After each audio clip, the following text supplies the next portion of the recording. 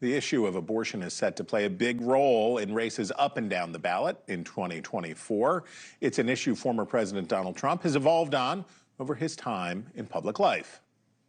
Would President Trump ban partial birth abortion? Well, look, I'm very pro-choice. Just very briefly, I'm pro-life. That change took 12 years to execute, but the former president's most recent evolution on abortion came in the span of just 24 hours, this time on a Florida ballot measure that would do away with the state's 6-week ban and allow abortion until almost the third trimester. Well, I think the 6-week is too short. It has to be more time, and so and I've told them that I want more weeks. I'll be voting no for that reason. No on Amendment 4. For that reason, because it's a radical. The issue of abortion helped Democrats hang on to the U.S. Senate, and Democrats are hoping it will work again this year. Bernie Moreno is the Republican Senate nominee in Ohio, working to knock off incumbent Senator Sherrod Brown, which would almost certainly give the GOP a Senate majority. He joins us now. Good to thank you for being with us, Mr. Moreno. And I want to start with that issue, which has been so consequential. You just heard a little bit of former President Trump's shift on abortion.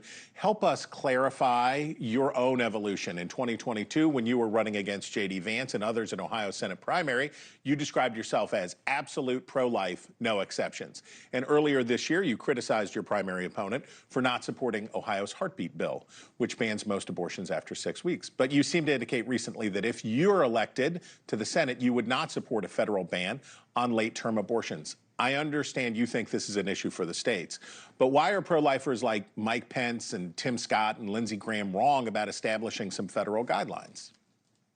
Well, my position on abortion is crystal clear. I am personally pro-life. I think we have freedom of religion in America, so we should be able to have our own personal religious beliefs. I also believe that this is mostly an issue for the states, and that's what President Trump has talked about. That's what Dobbs did.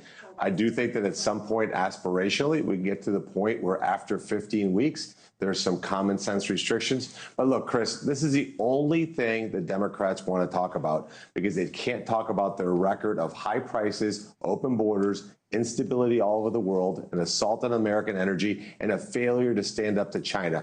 Those are the issues that we're going to tackle in 2025 and beyond to put this country back on track. That's what the American public want, and they want us to bring the country together on all these very divisive issues and stop fighting each other in a way that's totally unproductive. Okay, on the issue of in vitro fertilization, the former president said that if he's elected, he will have IVF treatments paid for by the government or mandate that insurance companies cover this expensive procedure. Is that something you support? Well, I certainly support IVF. I have many friends that have been touched by IVF. I don't know a Republican senator or candidate, by the way, that's opposed IVF. This is another made-up talking point for the Democrats. Look, in fact, in my case, I think we should have more equal access to contraception for women. That's not the case today. Those are some things that I think most Americans would agree on that we can bring the country together on.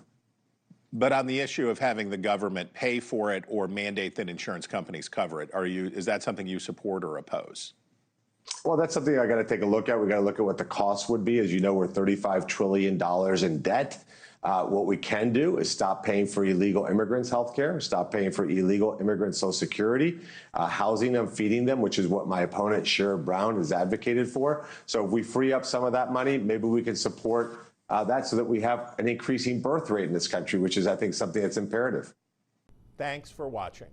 Go to joinnn.com to find NewsNation on your television provider. And don't forget to click the red subscribe button below to get more of NewsNation's fact-driven, unbiased coverage.